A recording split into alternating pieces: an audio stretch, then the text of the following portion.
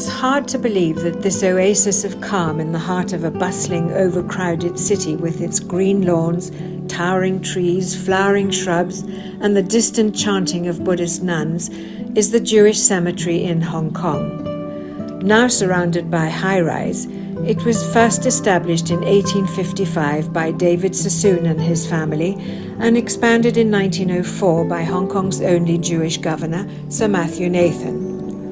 Our cemetery is one of the very few Jewish cemeteries in the Far East that remains today in its original 19th century location, and it serves as the final resting place for 375 members of our community who made Hong Kong their home. The cemetery's earliest burials were predominantly community members originally hailing from Baghdad, many of them via India, and the oldest graves are the simple granite sarcophagi that are seen behind the cemetery's chapel.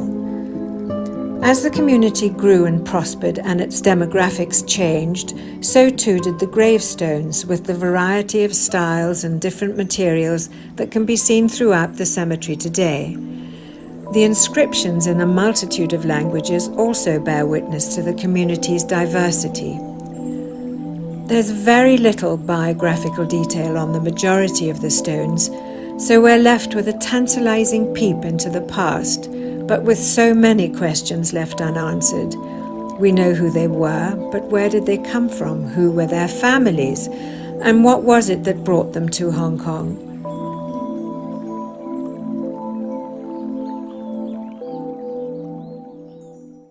The Jewish Historical Society has been researching the lives of these people, so if you're related or you know someone who's able to send us any information for our files, we'd welcome it if you could be in touch with us.